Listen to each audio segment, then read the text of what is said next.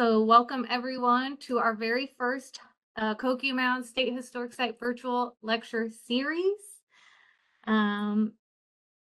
are kickstarting this virtual lecture series off again with Logan Pappenfort, Director of Tribal Relations at the Illinois State Museum and former interim director of Dixon Mounds Museum. He is descended from Trail of the Storms, hereditary chief of the Piasa, which are represented by the Peoria Tribe of Indians of Oklahoma today. Before arriving and joining us in the state, Director Pappenfort received a Bachelor of Arts or Bachelor of Science from the Kansas State University. He served the Peoria Tribe as Director of Cultural Preservation, Director of Cultural Preservation for 6 years, and Second Chief for 4 years. As a Native person, he believes it's his responsibility to tell of those narratives and perspectives which have been long neglected. Director Pappenfort's presentation is entitled From Piasa to Payiihsaki, Supernatural Symbolism and Misconstrued Tales in the Illinois Valley. Take it away, Logan.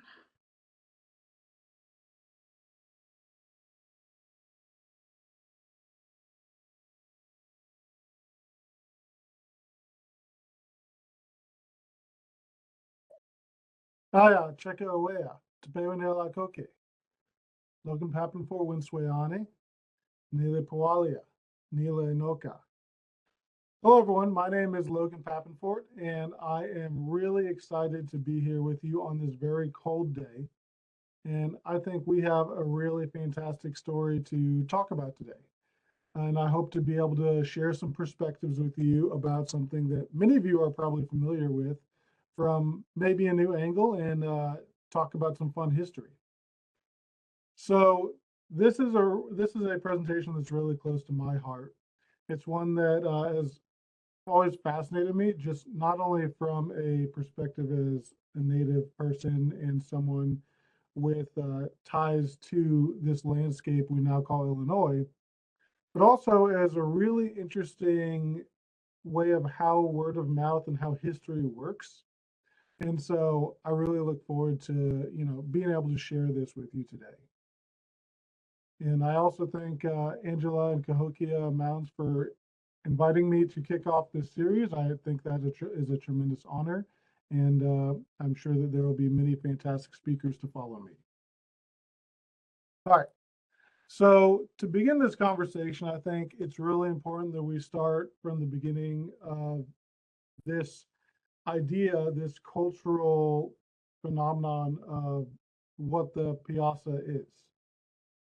And the Piasa has a really interesting history, especially in Illinois.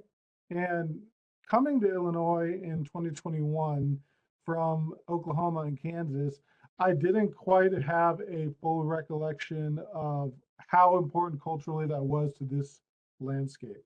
I'd gotten calls back when I was at the tribe about questioning about this Piasa, if there was any truth to this story, and if I could tell people more about it. Now, at the time, I just gave the quick answer of, we are not aware of the Piasa in keeping with any of our stories. However, in the Illinois River Valley and Illinois in general, the Piasa is a huge cultural phenomenon. I mean, if you drive through Illinois, you'll see streets named after it. You will see high schools, and it is this creature that has taken on a life of its own as this eater of men, as this kind of almost griffin or dragon-like amalgamation. And so, especially when you see the image that's down by Alton, it is a very striking image with these large wings, and really evokes these kind of almost medieval creature motifs. However, the history is really interesting, I think. And so I think what I want to do first is go back to one of the earliest accounts we have of this particular image. And this is from Marquette and Joliet when they were first heading down the Mississippi. And so we see in the description of the journal, they see uh, two painted monsters, which is interesting because the common train of thought is that it is of one image. And they describe them in a really interesting way. They're large as a calf. They have horns on their head like those of a deer, red eyes, a beard like a tiger's, and a face somewhat like a man's, and a long tail that winds all around the body, passing above the head and going back between the legs, ending in a fish's tail. And its colors are made up of green, red, and black. And so this is interesting for a couple of reasons. One of which is that this is a very spectacular description of a creature on this rock, and I'm sure it was very striking to them, which is why they noted it in their journal. But when we think back on that image of the Piasa, one of the most prominent features that we see on that image that is popularized today is actually those wings. And those wings are not mentioned anywhere in this description. So I find that incredibly interesting. But I also say when reading this description, there is something from the native perspective that does come to mind.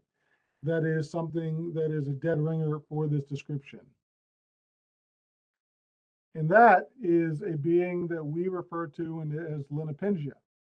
And Linapingia is what is often referred to as the underwater panther. And Linapingia is a creature that is in not only just Peoria and Piankashaw stories and our way of life, but is in many different native cultures from the mid-continent. And so this is a being that is from the underwater realm. And while not always purely malevolent, it is a creature to be respected. And it oftentimes is represented within areas of turbulence and water. And we can see here some of the images I've selected are one from a pictograph and another one from a contemporary Anishinaabe artwork. So we see this is a creature that is, through the wide span of time, has always been known to Native communities. And so that description that Marquette lists of that original painting lines up very well with our interpretation of that particular creature. But getting to why the Piasa is a cultural phenomenon today, I think we need to go back and see what the earliest record of that name used in this particular way is. So that original story of the Piasa legend is recounted by John Russell, and he tells this story in 1836 and claims that it is a retelling of an Illinois Indian story. Now, Illinois Indian story is a very wide term because among the Illinois, there are many, many, many tribes that not only have cultural connection to the Anoka, but there's also cousin tribes and relatives that also have similar stories to us. So that is a wide breadth of stories you're looking at already there. And in this story, it shifts over time. As many stories do, you know, game of telephone, things move, shift, details change. But the most interesting thing about this story is that all of the images that we have today are from after the time of this story. And you'll see that that makes a degree of sense based on some of the details of that story. So then this is also around the time after Russell's story where we see the in both in Europe and the USA, they have the travelogues and grand panoramas that are like talking about the new world.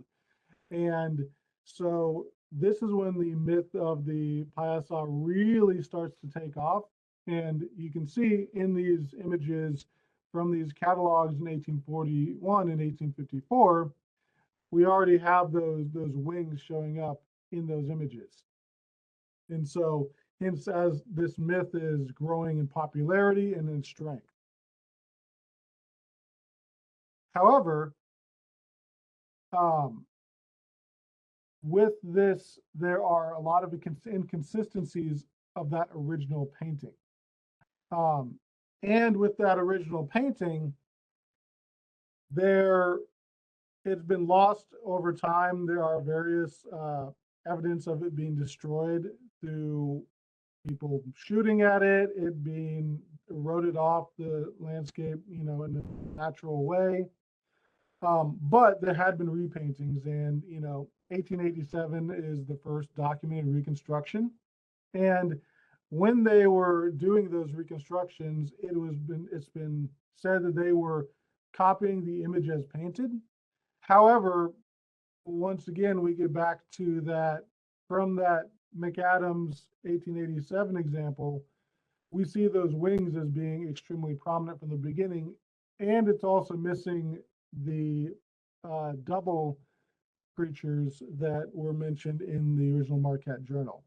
So we already see that there are some inconsistencies here based on the purely Western history and the descriptions not lining up with the reconstruction.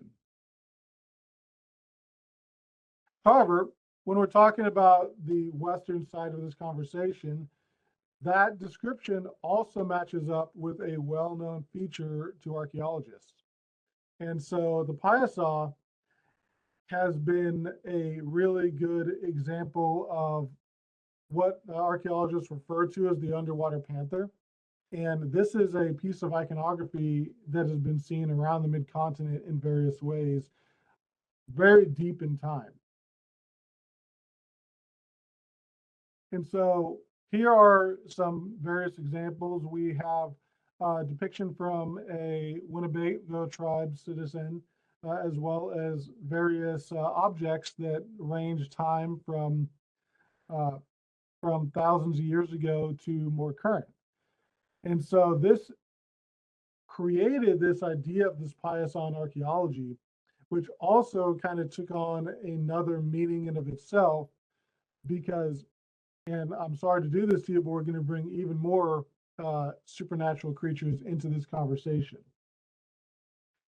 So Piasa became this kind of theme that anytime there was one of these underwater creatures in iconography, it was referred to as a Piasa.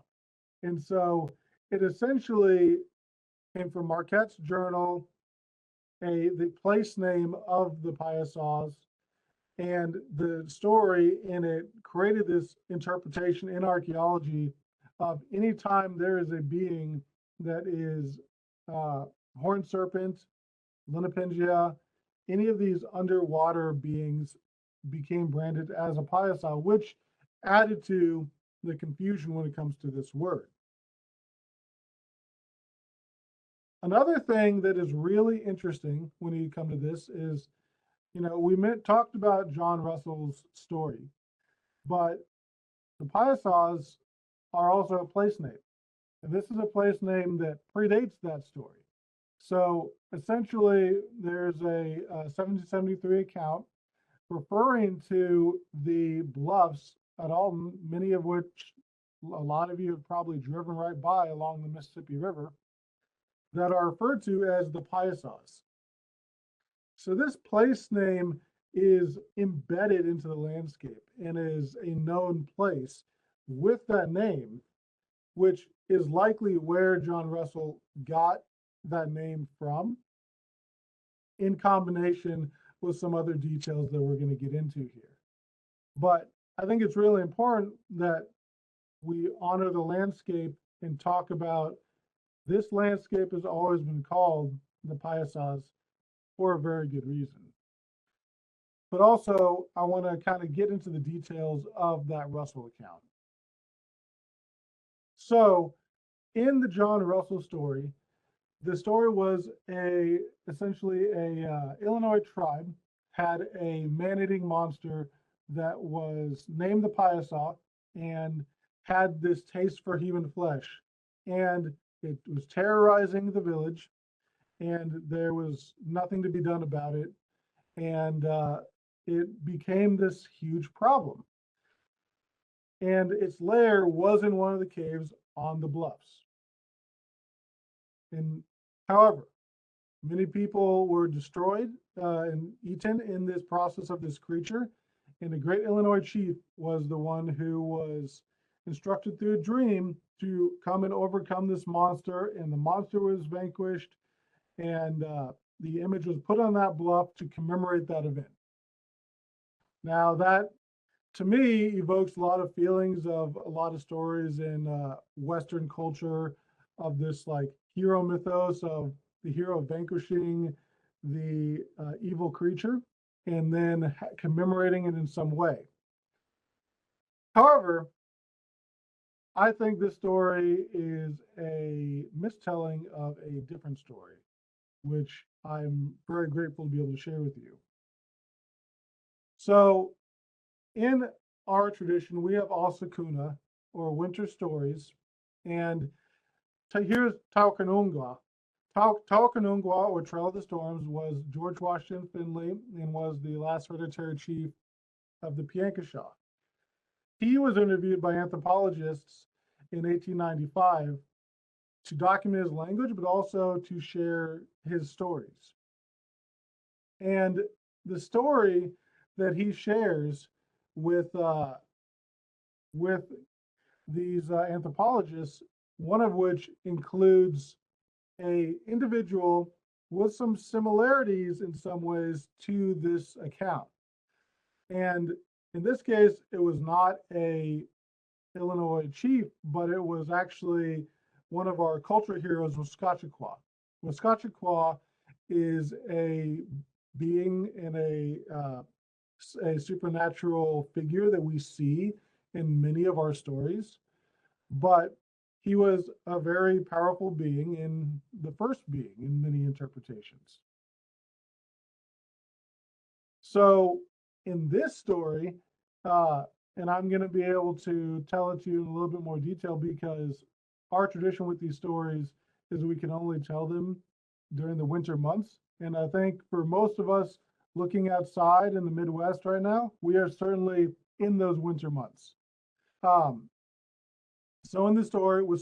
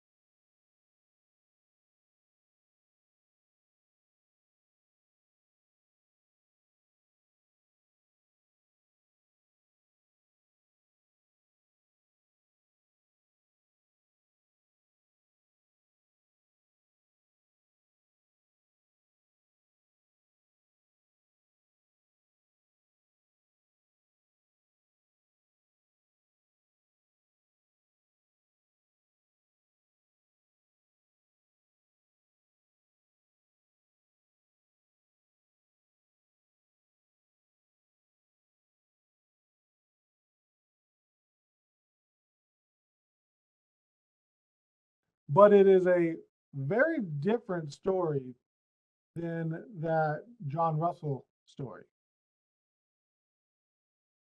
And so you can see the main differences here are in Russell's story, there's a great chief, whereas the Finley story, we have the trickster culture hero, Misconstrued, who Misconstrued being a figure that teaches us how to live by living wrong. And oftentimes his stories have like lessons to learn based on what he does. And we have the Piasa in Russell's story as this amalgamation. But in the Finley story, we have Linapingia, the underwater panther, and the Piyiihsaki, which are these, in this story, are a more malevolent force as far as, threatening Misconstrued and winning that cave. And that we have a cave on a bluff, so above, and then in the Finley story, we have an underwater layer. And in that case, the boat being sucked into that underwater element, which is in line with the cultural traditions of upper, middle, and lower world.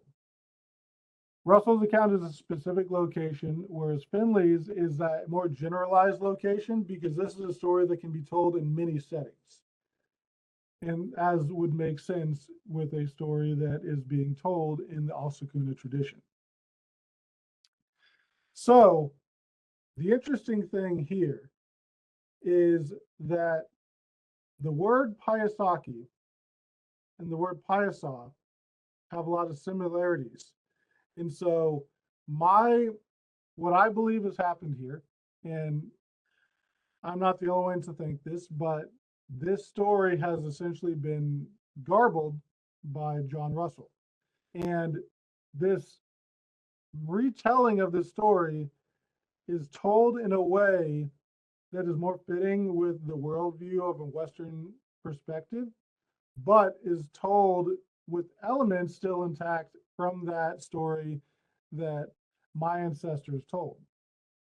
And so I think that's a very interesting thing, but it still doesn't really get to the question of that image at Alton in the Piasa. So we see here on this Franklin map that this is the circled area is Alton, and there is an image there. But it's been suspected to be connected to that Marquette description, but there has been some research done to kind of clear up what exactly happened. And to get into that, it requires us to get into some French politics and some old maps. If you are joining us on this Sunday, I'm going to guess that's kind of in your wheelhouse of things you might be interested in. And so to get back to that map in question, we have to first talk about the maps of Joliet from Marquette and Joliet's journey. So for a long time, this map has been one that has been referenced many times. But you have to remember why Joliet initially needed to produce a map. And so when Marquette and Joliet are returning from their journey, they're going up the Illinois River. And the Illinois River is likely the easiest route to the north. It is a flat and a deep river, and it's easy to traverse the north as opposed to the Mississippi, which is easier to go downwards. So as they are going up the north of the river, Marquette unfortunately dies and Joliet continues. And as they're going up to return to France to make the report on their journal as well as a map of the New World, they go through Montreal and they run into some rapids in that way. And this original map is lost. The original map based off the journey. Well, that creates a problem for Joliet because he has to report this this journey and what is on that journey to Frontenac, who is the new governor of New France. Now, Frontenac is not a fan of the Jesuits, but when he came into power, the Jesuits were already on their way to that journey. Otherwise, he would have gotten rid of this expedition, had different people go on it. So he's already not in good footing with Joliet in this. And I'm sure many of you who have had a boss that is a little bit particular can imagine coming to your boss and saying, hey, we went here, we did all the cool stuff, we met all these people, saw these villages, but we lost the map. So that's something Joliet needs to fix. And in doing so, he works with another Frenchman, and they produce a map that is more broad and less detailed. And then in the notes, in the description of the map, they talk about the places they went, all the things they said. And Frontenac is essentially like, what the heck is this? Like, this is not what I asked for. What are you guys doing? And so with this, Joliet says, essentially, okay, well, we have the original journal and map and everything back in storehouses in Montreal. You know, we'll go back there in the summer and we'll get it. And he essentially says, all right, fine, get out of my face and come back next summer. And so that's what they do. However, when they get back to the Straits of Mackinac and Montreal, they're notified that the storehouse where much of their material from their journey has burned. And so the only thing they really have is Joliet's memory and some elements of the journal. And so they create this map based mostly off of his memory, and it is not a great map. It is missing a lot of detail. And so, long story short, Frontenac fires Joliet. And he then has LaSalle take his place, and that continues another chapter of Illinois history that we're not going to really delve into today. But the big important thing is Joliet is no longer employed by the governor of New France. So what happens then is Joliet takes some more time and creates another map. And this one, he is not, rushed to make. He's not like meeting a deadline or anything of that nature. So he can take his time with it. And he does so, and this map is unpoliticized. There's no reason, no one he's presenting this to. And it is interesting because it is a map that is typoed as the general map of northern France, just to show that, typos are forever and people will make mistakes even back then. And in this, we see that close-up image of that underwater panther, that Piasa. And so this is either a copy from Marquette's journal, or it is the very least a image that Joliet is approved of when it comes to creating this map. And so it's very likely that whatever painting was at Alton looked much more like this than of the Piasa that we know today. And so for me, this is also a dead ringer for that Lenapengia interpretation.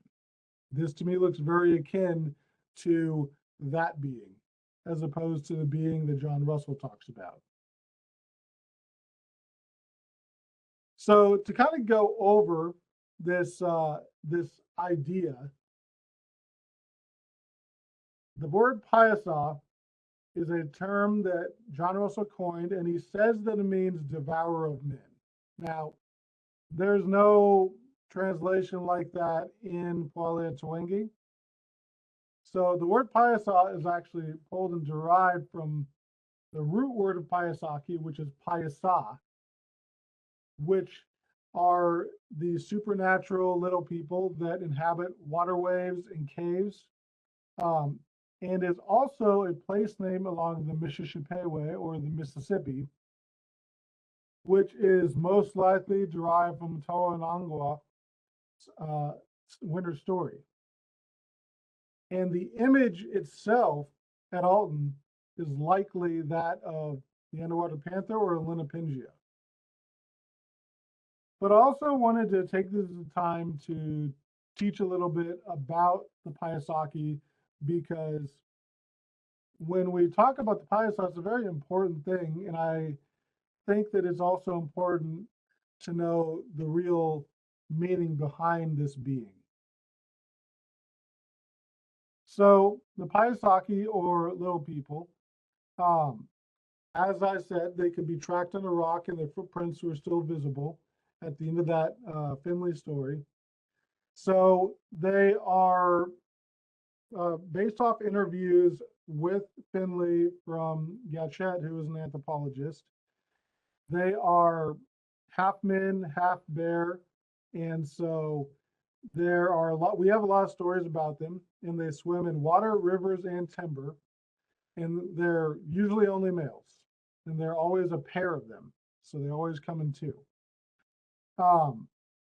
And so I find this really interesting, just because, especially with that footprint motif, that's something that anyone that's familiar with petroglyphs and pictographs knows how frequent we see these footprint images. So, and here's a quote from the story. So then the Piasaki became its owners. The footprints of the Piasaki are still plainly visible. The Piasaki could be tracked on the rock. So the paintings of the Linapingia that were there with Margaret and Juliet there were not the only visual depiction of this story.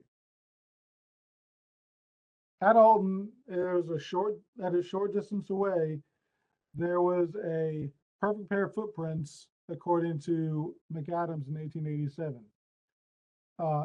And so we see that there are along that river these footprint petroglyphs and other images.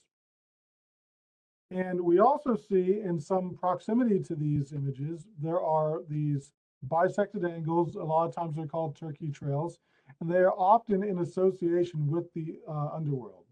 So we see them over and over again with that association, which makes perfect sense when associating these footprints with the Piasaki. And in addition to that, those circular patterns that we see are also often used as depictions of scales of Linapingia. So it makes sense when talking about this cave that had both Linapingia and Piasaki present, that there would be both of these together. And as someone who is an archaeologist who likes to stretch these ideas back into deep time, I will do so. And so we see also this iconography along various different ceramics. So this right here is a Middle Woodland ceramic iconography from a Havana Hopewell pot.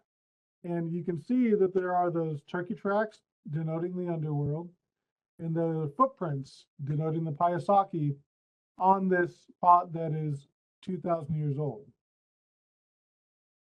And so this certainly has a cultural meaning. And my theory is that this is an oral tradition that stretches back thousands of years in Illinois. We also see some Mossville phase pottery that has some of these smaller beings on it. And my interpretation is that also is a representation of the Piasaki. So now we have this idea that stretches essentially from now to all the way back 2,000 years ago and shows the deep cultural connection that this oral tradition has not only with Illinois, but with the people of Illinois.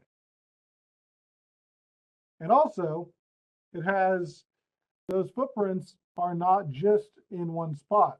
We see them all over the midcontinent, and they are one of the more common types of footprints, type of petroglyphs. So here's a map. You can see Illinois is definitely a hot spot for these types of petroglyphs. And it makes sense given that this is, in many ways, an Illinois story.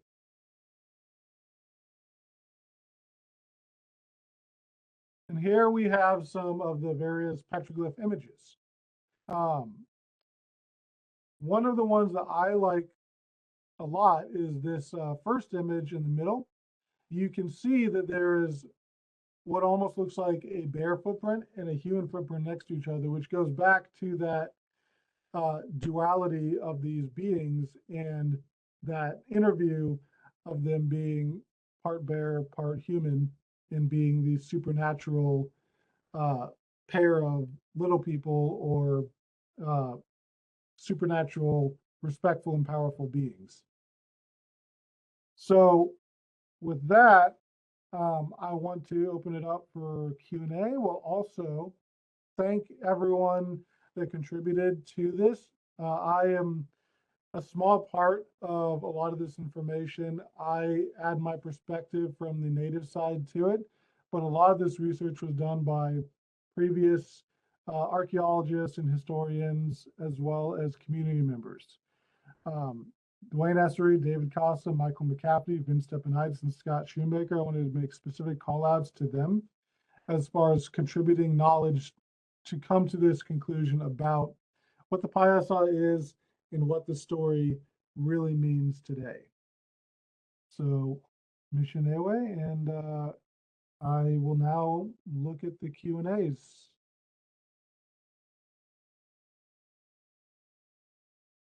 Thank you so much. I really learned a lot, so I appreciate that.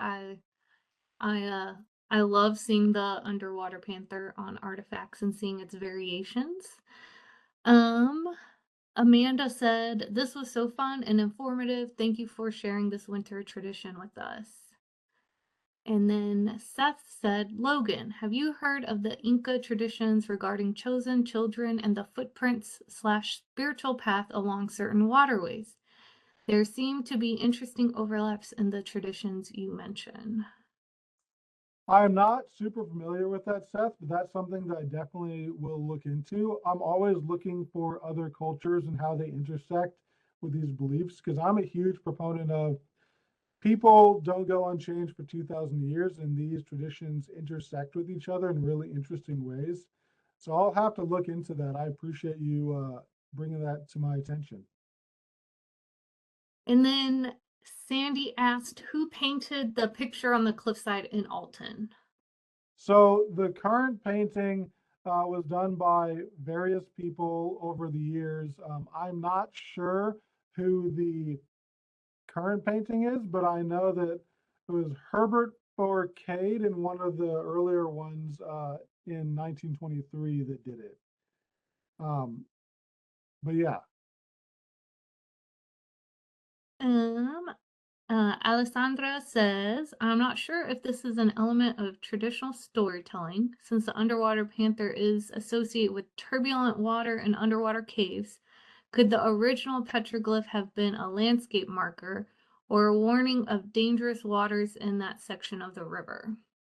That's a very good point. Yes, actually, that is kind of one of my thoughts, is that this is both a call out to this story and a landscape marker saying, hey, there are rapids nearby, and be respectful of the water in that way. So yeah, that's my interpretation of it, because of how prevalent that this being is with that underwater realm. Mark asks, do you know of any connection of these powerful beings with the Cherokee horned serpent, the Yuktana? Or Uktana? That's good. Yeah, Uktina. Yeah, Uktina is the horned serpent in Cherokee tradition. And so there I'm not Cherokee, but the Uktina is represented in archaeology and iconography as well, very heavily. Um, and so that being never specifically comes into this story, but it is definitely a being that has been referred to by archaeologists as the Piasa before, which is a misuse of that word because it should be referred to as Uktina. Um, and so there's a connection with Linapingia and Uktina in the way that they're both beings of the underworld, but they are not necessarily connected in this particular story, but they are both of the same existence, if that makes sense. Mhm. Norma said, thank you for this presentation. I'm so happy to finally see people referring to the underwater panther stories rather than just automatically using the incorrect Piasa bird terminology. And then Teresa, I don't know how to pronounce Mifto for sharing this story. I am in Chicago, but was raised in still respectfully and but was raised Yunvi Sundi. It's interesting to learn about this kind of local history. Absolutely, Teresa. I am really happy to be able to share this perspective. And, it's one of those things that this story has been told in this way for so long. Only by telling the original story and kind of deconstructing the game of telephone that happened can we start to begin that process of really changing the how people think about the Piasa in the landscape of Illinois. Couple more comments. Chris said, very interesting and informative presentation. Andrew said, it's interesting how many cultures have similar stories of a creature in a cave or whirlpool on dangerous rivers. This was all new information to me. Thanks for sharing. And then Norma asked, are there Mississippian period images which match this story? So it depends on how liberal you are with the match, because there are many depictions of the underwater panther or the Linapingia in Mississippian iconography. I am not aware of one from the Mississippian period that specifically calls out the story of the Piasaki, Linapingia, and Wiscatchequa all together. But all those elements are represented within Mississippian iconography. And the closest I think we get on ceramics is that middle woodland ceramics from the Illinois River Valley.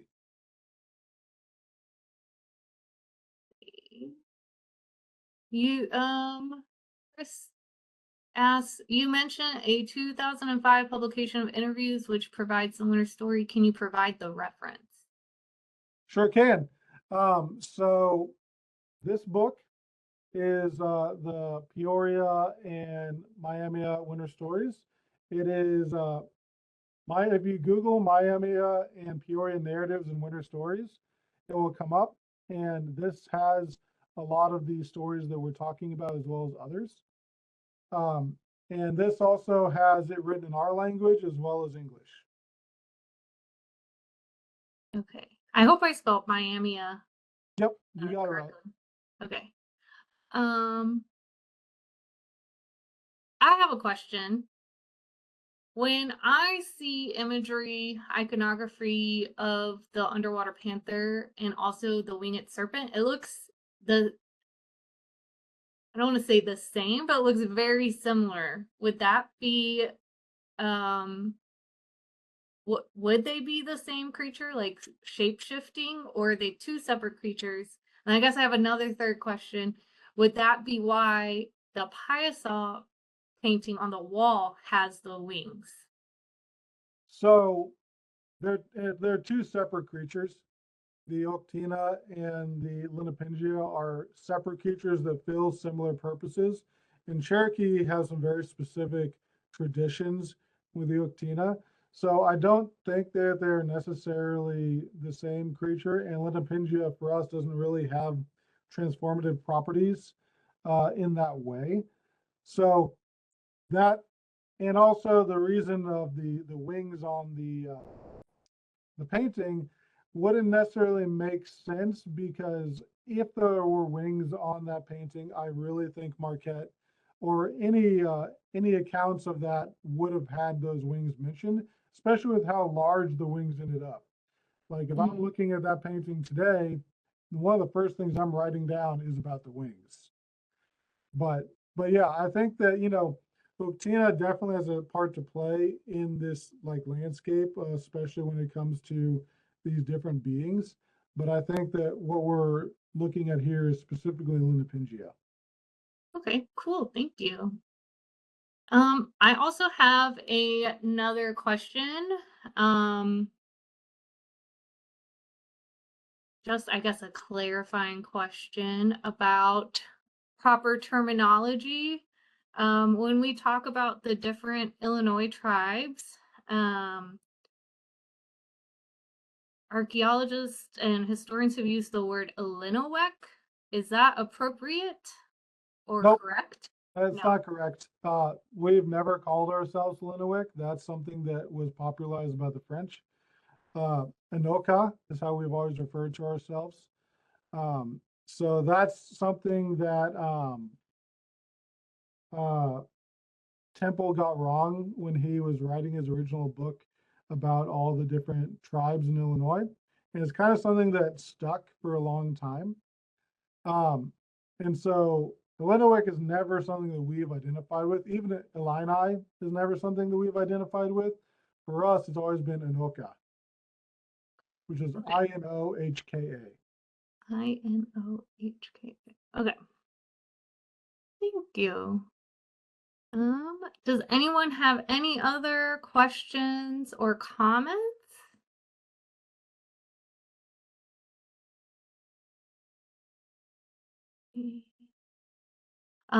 Okay. Eric says, oh, nope, it's gone. No, I saw Eric's question. Okay.